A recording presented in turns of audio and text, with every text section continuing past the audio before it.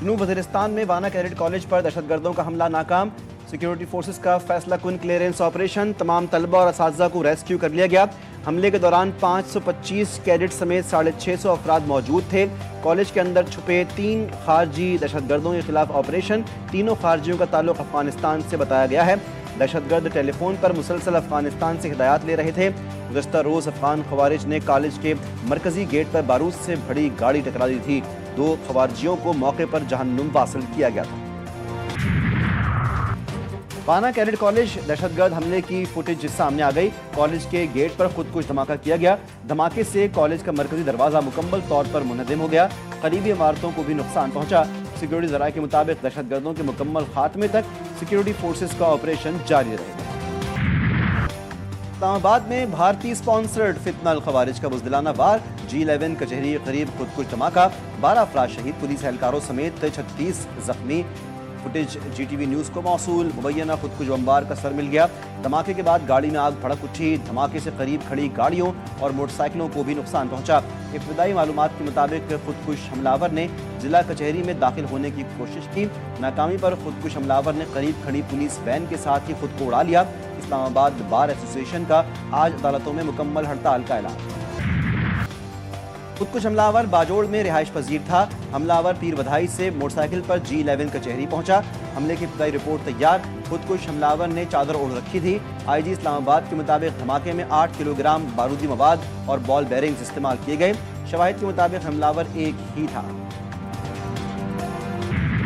پہلے اس نے کچہری میں اندر جانے کی کوشش کرنے کا پلان کر رہا تھا، بیکاز وہ ویٹ کر رہا تھا کہ کس ٹائم جائے گا، اور اس کے بعد جب پولیس کی گاڑی آئی ہے تو اس نے یہ حملہ پولیس کی گاڑی پہ کیا۔ یہ اب ہم نے پہلی پرائرٹی میں ہم کوشش کر رہے ہیں کہ اس کو آئیڈینٹیفائی کریں وہ کون ہے۔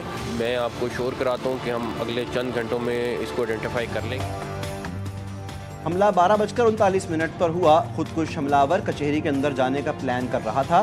وزیر داخلہ محسن نقوی نے کہا کہ حملہ آور نے موقع نہ ملنے پر پولیس وین پر حملہ کیا۔ کچہری میں داخل ہونے والے ہر شخص کی چیکنگ ہوتی ہے۔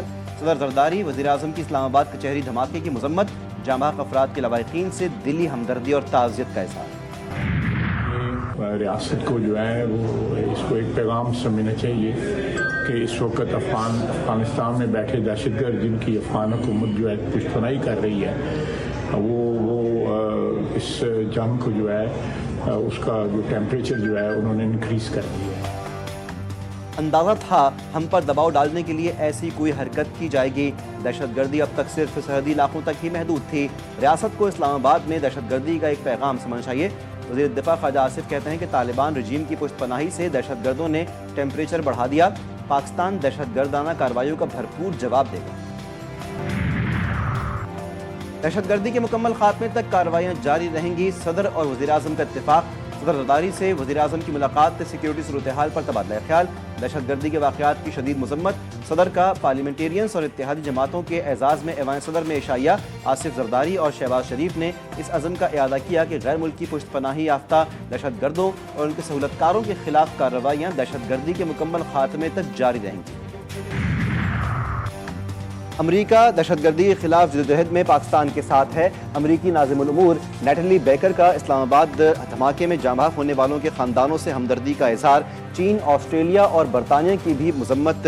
چینی سفارت خانے کے اعلامیے میں کہا گیا ہے کہ دھماکہ قابل مذمت اور انسانیت دشمن ہے۔ آسٹریلوی ہائی کمیشن نے پاکستان سے یکجہتی اور متاثرین سے ہمدردی کا اظہار کیا۔